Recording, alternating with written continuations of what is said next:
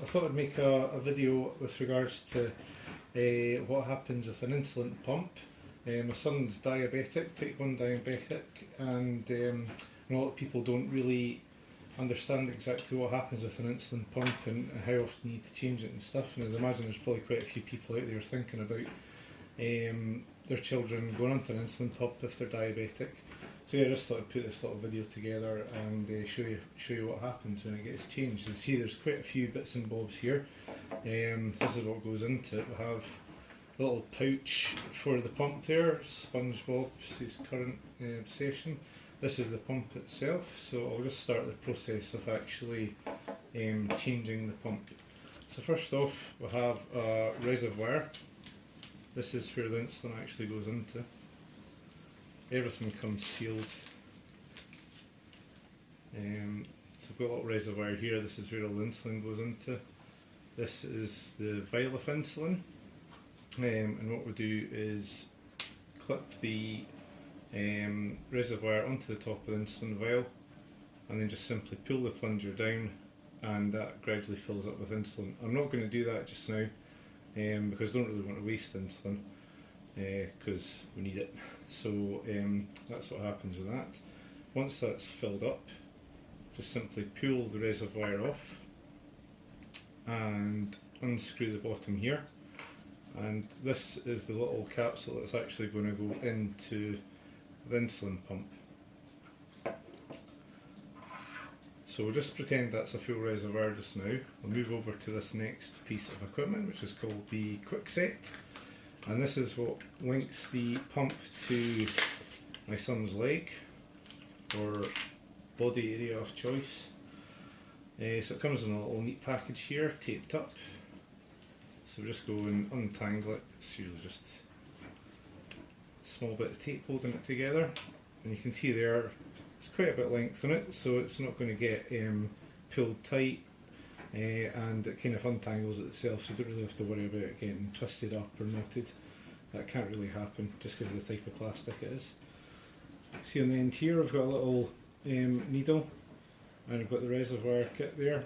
Simply join the two together, twist. Now we've got a full reservoir that will basically allow the insulin pump to feed the insulin through the line here, and it comes out the little needle point that sticks into my son's leg. So I'll just pretend that I'm going to go through a setup. What I'll do is take the old one out. You can see that there's still got some insulin in it. Place the new set in, just simply turn it. There's some settings that get arranged here. I won't go into that in too much detail, but see there's various menus that get gone through. It's kind of like a mobile phone, I suppose. They've each got different hierarchy levels for picking various things, time, date, and also the settings for what insulin needs to get fed into the pump. So once that's been set up, we'll have the little, I suppose it's a launcher.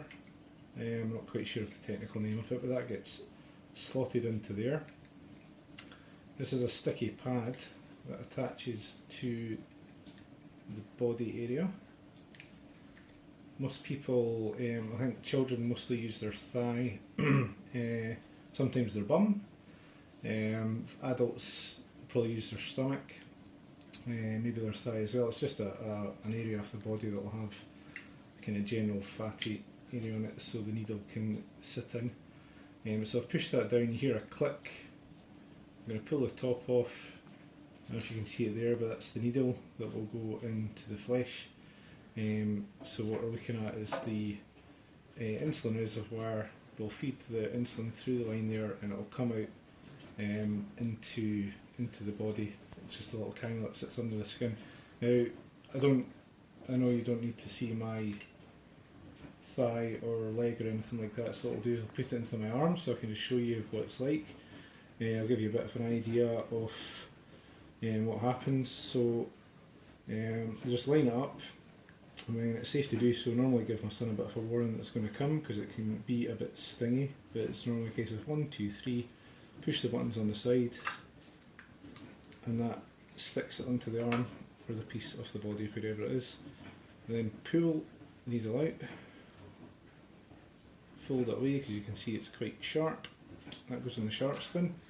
And this sits on my son's leg, so whenever he gets fed, the insulin gets programmed in how much he needs to get, and it'll just go in through the pump and into his leg there.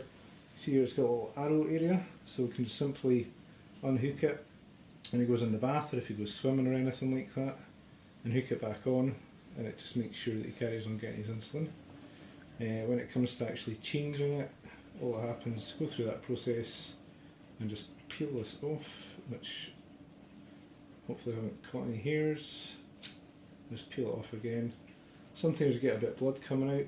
As you can see, it's just a small cannula that just sits under the skin there. There's just a little bit coming out there. Yeah, and then the process gets repeated all over again. There's also, I've got here the tools that we use to actually check his blood, which I'll just quickly show you.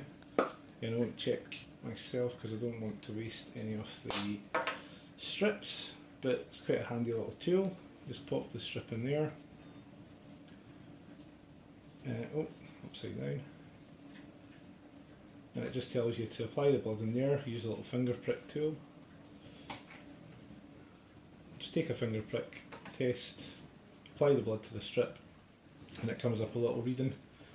And that links in with the pump there, and that decides how much insulin he's going to get from his food. As you can see, quite a lot goes into there. I have to do it every couple of days, so more than used to it, and so is he. Does a good job with handling it all. So yeah, I hope that's of some use to people out there if they want to watch this. I'm going to tidy up this mess and of course dispose of all the sharps responsibly. Thank you.